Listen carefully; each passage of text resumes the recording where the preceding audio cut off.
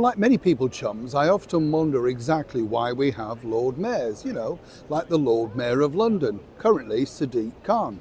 Remember him? Now, of course, he's just come back from a trip in, Nigeria, Africa, and we've had daily sort of impulses from him to post pictures on his social media, letting us know exactly how successful he's been. But over here, where he should have been focusing on the job and not being an ambassador for around the world, well, that didn't really bother Sadiq Khan, because here is a man who literally falls short on every single level. Short on ideas, short on effectiveness, and literally across the board, just simply falls short. Now, here's where this gets really interesting, because over here, right now in the United Kingdom, in particular in the very heart of London, we're told that we don't have enough money for the British police force. Not only that, Sadiq decides to take a swipe at a particular individual who's doing her very best to make sure that London looks its best for the tourist season. Let me explain. Morning, good to see you, chums. Thank you so much as ever for joining me on a wet and windy day here in London town. I hope you're keeping well, whatever you're doing. And it's interesting to share, so we'll have a lovely wave. It's interesting to share these stories with you, because I know when I share them, you tell me about your parts of the world, and you do kind of think, who's got the worst deal? Right? I mean, the mayor here over in London literally would rather be doing anything but his job. It was said the other day that 19 mobile phones in the very heart of London are stolen every hour. Imagine having that on your record and not being bothered about it at all. Recently, we had a sort of bunch of people that wanted to clean up the London Underground, the tube, with all the terrible graffiti on it, right? And you would have thought that he may have been, well, delighted by this. No. This was brought up in City Hall at their weekly meeting, but he wasn't happy at all. You see, according to Sadiq, they're doing more harm than good. And the theory is, well, take a listen to this. Commuters, because they can see everybody cheating the system.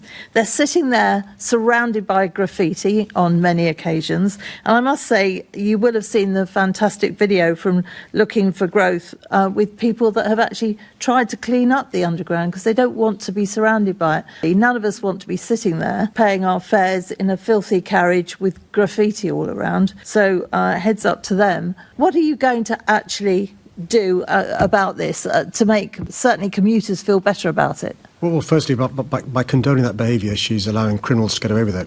Because what TfL does, the enforcement teams and the police, is photograph the tags to ensure there's prosecution. So on the one hand, the members rightly asking us to ensure there's more prosecutions. On the other hand, by encouraging people to clean up graffiti, it leads to fewer prosecutions because action can't be taken because the evidence literally has been washed away by others. Now, the true story behind that is not about whether it looks good or they can't find people for the tags, because when I put a call into City Hall, never do they ever return. And when they do finally, in a moment of madness, they never have the information and will get back to you. They never do. So one might suggest once again that this is an open lie, because where are the credentials of the people that they find and exposed and indeed dealt with if they found them via the tags? This is all about Sadiq not looking good on the world stage. He doesn't like any negative PR. It's a bit like recently he moaned about the fact that literally we couldn't now afford the British police, the Metropolitan Police here in the very heart of London, due to cuts. And even he decided to have a go at his one-time chum, the Right Honourable British Prime Minister Sir Keir Starmer. But you see, that's not true. Sadiq's lying again. He decided to spend, well, £500,000 on this. This is right, a piece of art, which apparently is there about slavery, and it's all very nice with all these names on, but really, is this vital? I mean, truly, in this day and age, is this vital with all the crime that's rising? So again, why would he want to waste all of your British taxpayers' money on something like this? Well, it's quite simple, really. It's all about, look what I've done for you. I've put a statue up for you. He will go along, open it, pose with the picture, and then this will form part of his package because he wants to get re-elected again. He loves the very luxurious lifestyle, along with the international travel that this particular job as the Lord Mayor of London affords him. You know, the Mayor of London, you get the picture. So while you keep hearing these stories about, London doesn't have any money and absolutely there's no problems here, there are lots of problems, and they all stem from this one man. That's right, the Mayor of London, Sadiq Khan. If you show him up, he simply, well, look at that. If you remember the interview with the lady, he never once looked at her at all directly to her face. Completely ignores them, mumbles a question and gets rid of it, so it moves on.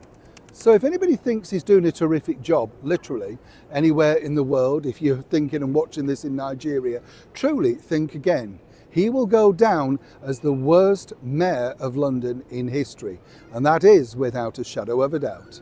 Neil Sean in the very heart of London.